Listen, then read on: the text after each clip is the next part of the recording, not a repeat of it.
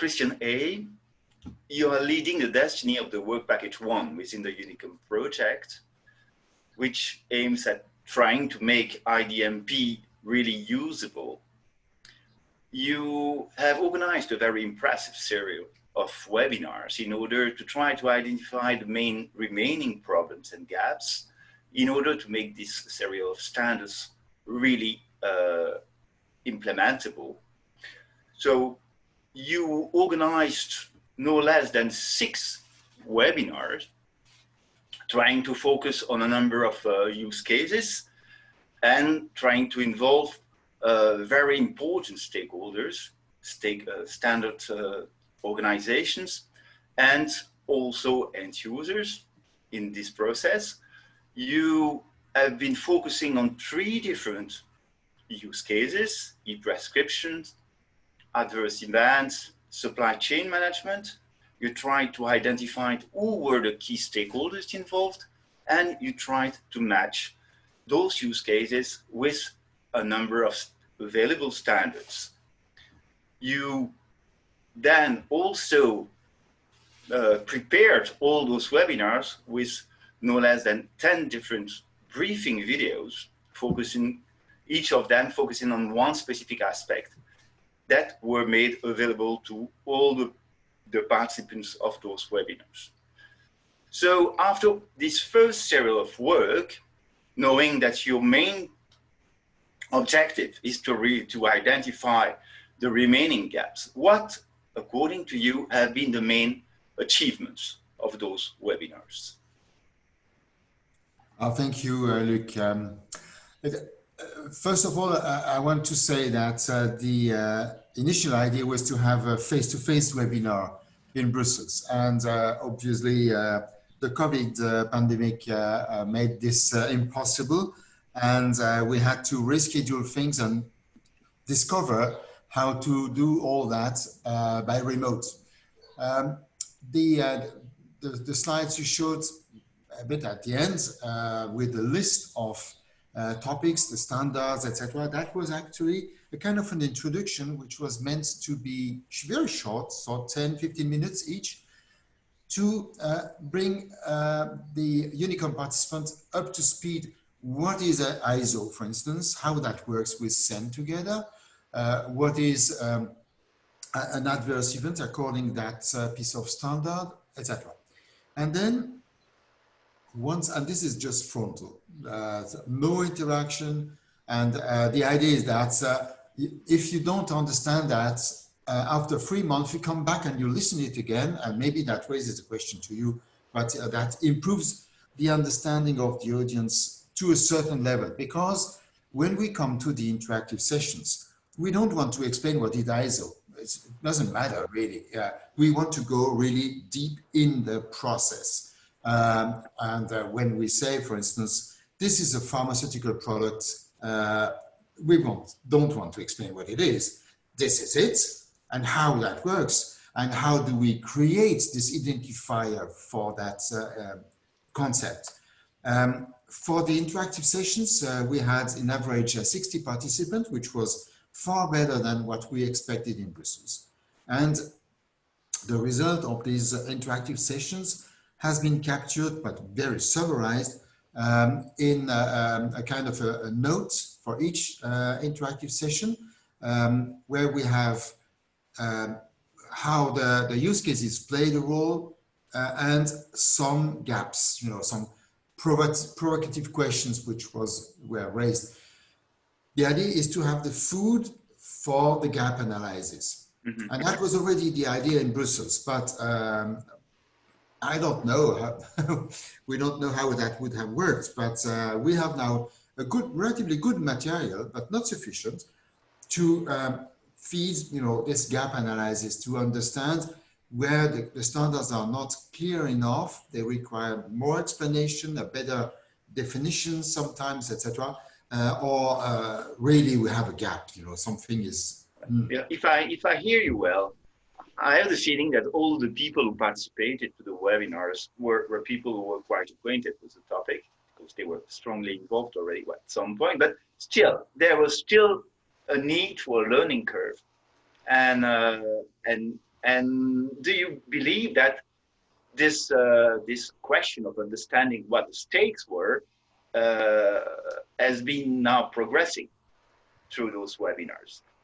Uh, yes, so certainly.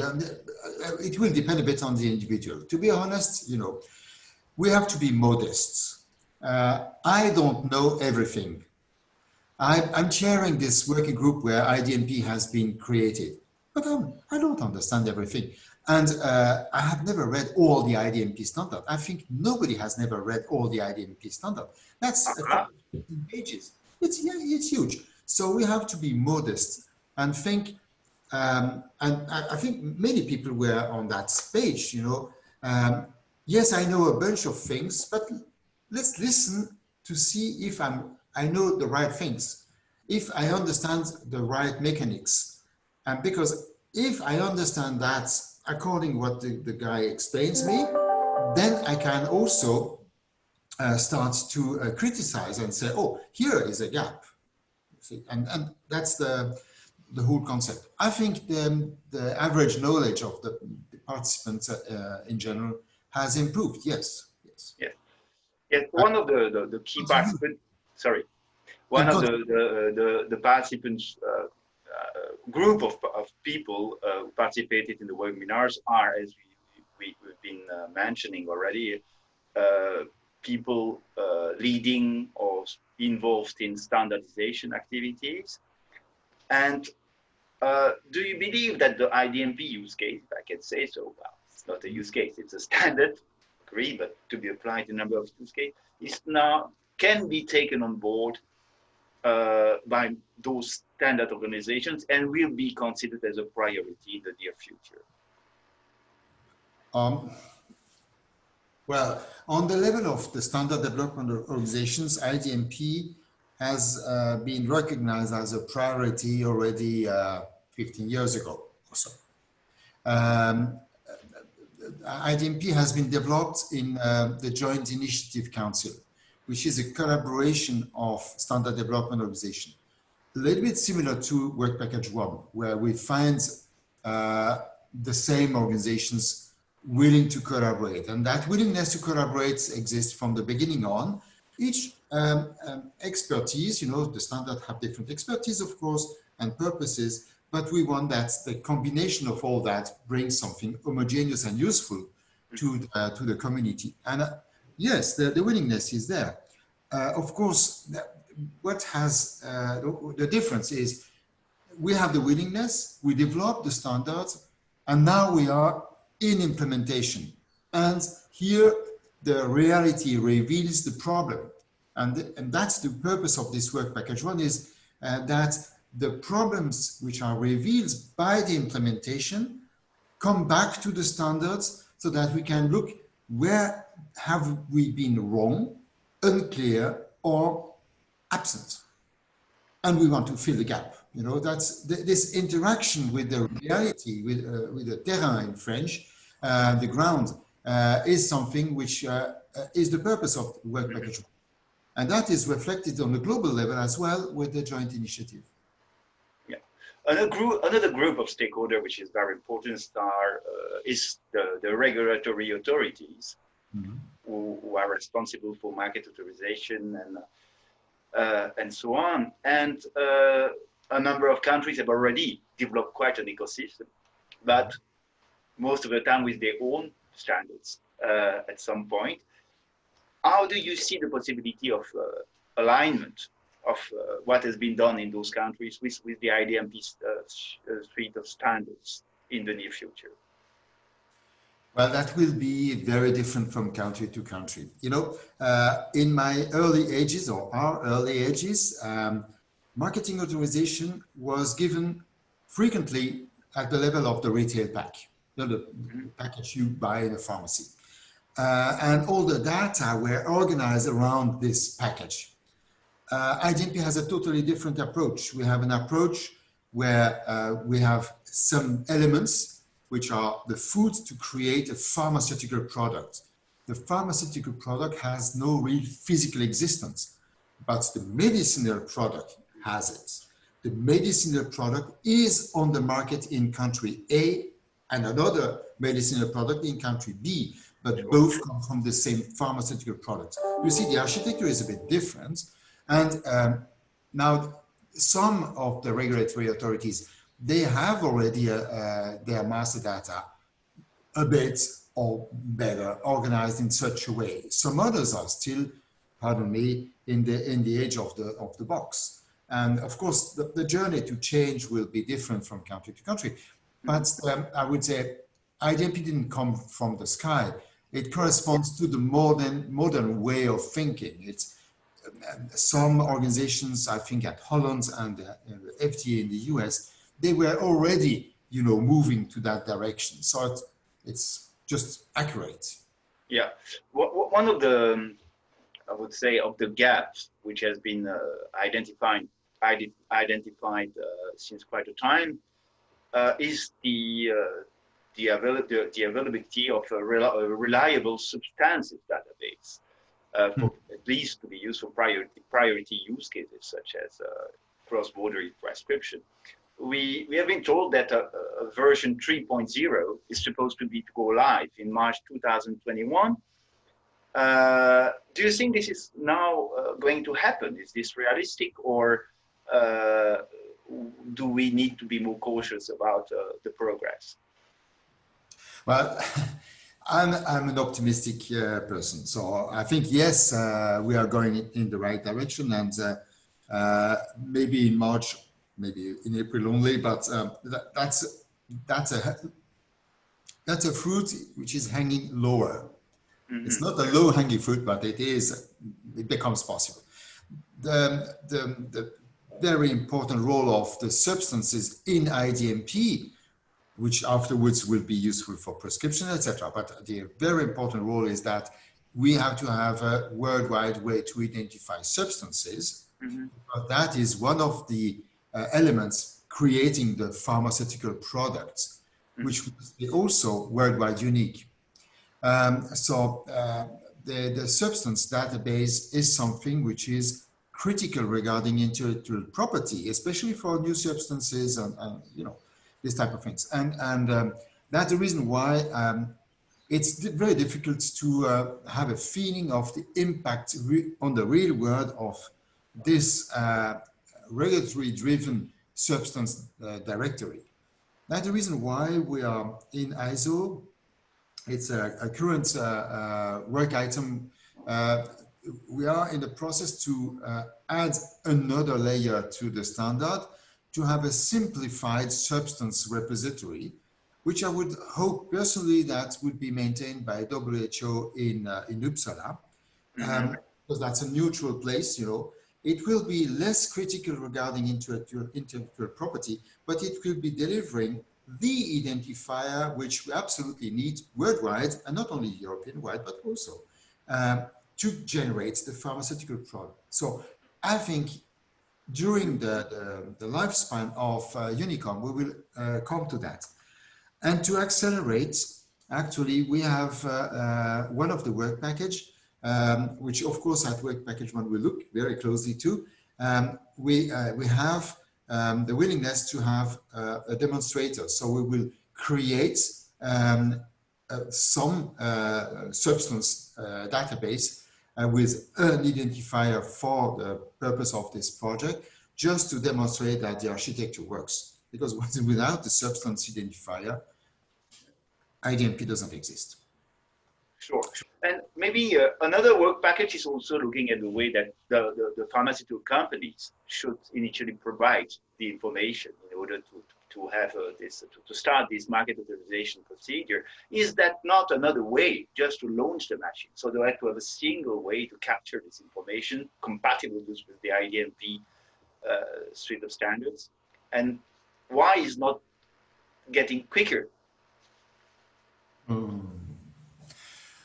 Yeah, there are some political issues.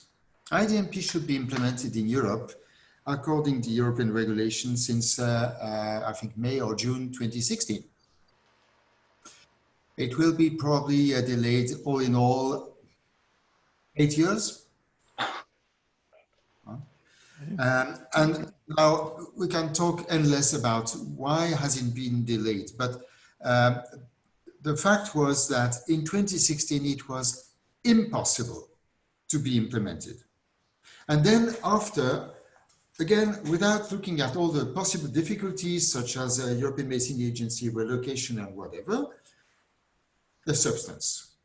In Europe, we have a patchwork of way to identify substances. And there one of the steps was to bring that together, to have say a linkage between all these substance identifications and understanding where the gaps are, because we have habits, you know, that we were started to work on these things in Europe decades ago. And of course, the way to identify a substance was different from country to country. Okay. And then we have to also be in harmony with the Americans, because at least the big players were Europe, US. And now we have also other big players, Canada, Brazil, China, perhaps. But to stay in Europe, we have Norway and Switzerland also.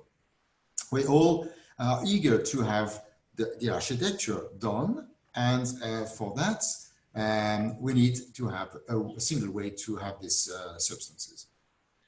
Thank you, Christian. And just maybe a last question to finish this nice chat with you is that how do you see the next steps within World Vaccine Fund? We've seen that you're still going to organize new webinars. How are you going to manage this, and how do you see the process now? Okay, there are different directions, or a bit in parallel. Knowledge sharing. Knowledge sharing is very important. Mm-hmm.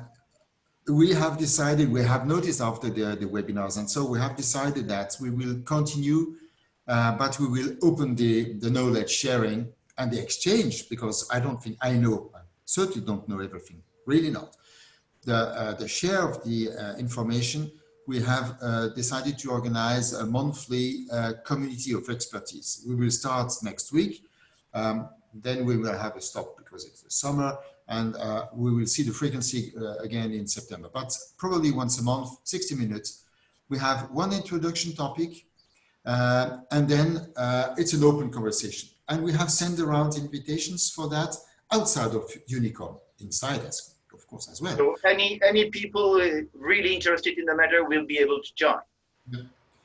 Okay, I'm the Kapellmeister, the conductor, so I will mute everybody. So you will be allowed to listen, and at some point you will raise your hands, and I will check how far you can ask your question. It's just because if we are totally open, we may also have crazy people joining, you know. Sure. And sharing the screen will not be allowed, etc. Okay. Security will be also very important in it. But we will have people from HL7 International who are not based in Europe, and or not necessarily based in Europe. We will have people from the industry, manufacturer side, which are not part of UNICOM.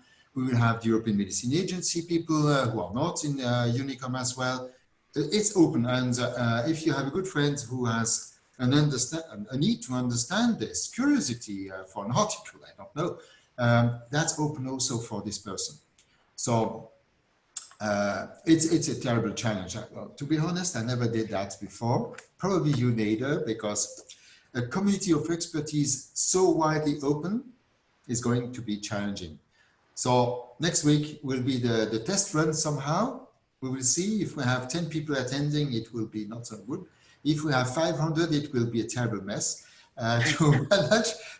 But hopefully the truth will be a bit in the middle, around 60 people or so. So that is one way of sharing information. Then we have other deliverables. I skipped many of them. One is on the domain of education, and one is a kind of a small book, IDMP for Dummies. Yeah, IDMP for Dummies. Perfect.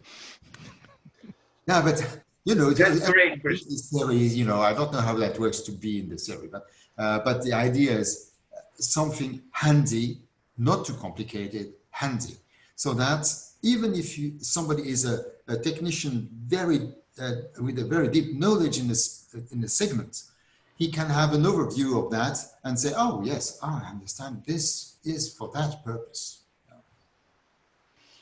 That's great. Thank you very much, Christian. That we've learned a lot today.